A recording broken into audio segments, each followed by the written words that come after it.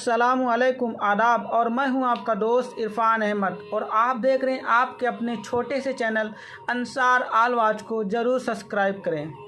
Yazid का नाम तो सब ने सुना होगा, लेकिन बहुत ही कम लोग जानते हैं कि यजीद की मौत कैसे हुई थी।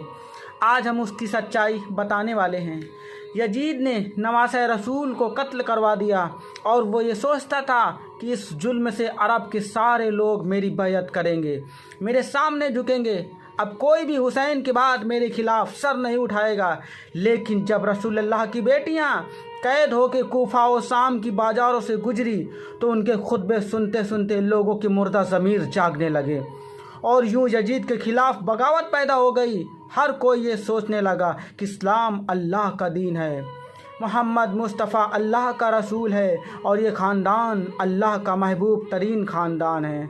जिसने इसके साथ जुल्म किया उस बादशाह का कहना सबसे बड़ा जुल्म होगा, सबसे बड़ा गुनाह होगा। और यूं मदीने वालों ने बैत से इनकार कर दिया। फिर यजीद ने मदीने पर हमला किया। तारीख़ ने लिखा 3 दिन तक यजीद की फ़ौज मस्जिद नबवी में अपने घोड़ों को बांध के असहाब रसूल की बेहुरमती करते रहे और यूं मक्के से भी यजीद के ख़िलाफ़ बगावत बढ़ने लगी।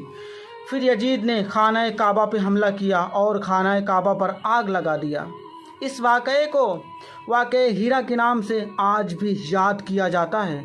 हर कोई यजीद पर लानत करता रहा, लेकिन यजीद किसी को अपने खिलाफ देखता तो उसका सर कलम करवा देता था। लेकिन अल्लाह की अदालत इंसाफ करती है। उन दिनों यजीद एक शदीद बीमारी में मुब्तला हो गया था। उसकी आंतें जलने लगी थी। वहाँ के हकीम परेशान होने लगे थे कि ये कैसी बदतरीन बीमारी है कि तुम्हारा पेट अंदर से ख़त्म हो रहा है, जल रहा है। यजीद को इतनी प्यास लगती थी कि वो पानी के लिए तरसता था, लेकिन जब पानी पीता था तो वही पानी उसके पेट को जलाता था। वो अपना सर पीटता रहता था। उसके महल के लोग यजीद को देख के कहते थे कि यह अजाब हुसैन इब्न अली को प्यासा रखने की बदौलत है। ये वक्त का बादशाह होते हुए भी पानी की एक बूंद के लिए तरसता है।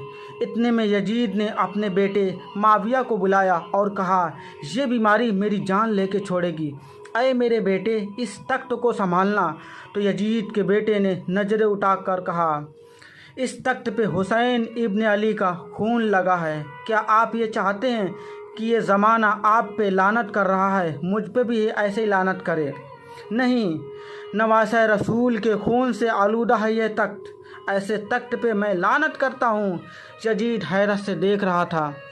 यजीद के महल के लोग अफसोस कर रहे थे। उन दिनों अरब के बदतरीन नशे को यजीद के सामने पेश किया जाता था ताकि यजीद नशे में रहे और उसको ये दर्द महसूस ना हो, वो प्यास के लिए तड़पे ना। ऐसे ही नशे की हालत में सिपाहियों से कहने लगा, मेरा वो बंदर कहाँ है जो मेरे साथ रहा करता था? सिपाहियों ने कहा, वो तो जंगल की तरफ चला गया है। तो वो अपने सिपाहियों के साथ जैसे ही बाहर गया तो घोड़े ने नवासे रसूल के कातिल को अपनी पीठ से गिरा दिया और यजीद का पाँव घोड़े की रकाब में फंस गया। वो घोड़ा दौड़ता रहा और यजीद ज़मीन पे रगड़ता रहा। फिर उसका सर एक पत्थर से जा टकराया, लेकिन घोड़ा न रुका। पूरा जिस्म पामाल होने लगा। यजीद की फ़ौज ने यजीद की लाश को देखा तो कहने लगी, हुसैन इब्न अली के खून की यही सज़ा है, और उसको शाम में तदबीन कर दिया। और आज भी यजीद मालून की कब्र मौजूद है। लोग उस कब्र को देखकर लानत करते हैं। इमाम अलैहिस्सलाम ने फरमाया कि कुफ्र की हुकूमत तो कायम हो सकती है, लेकिन जुल्म की हुकूमत नहीं चल सकती।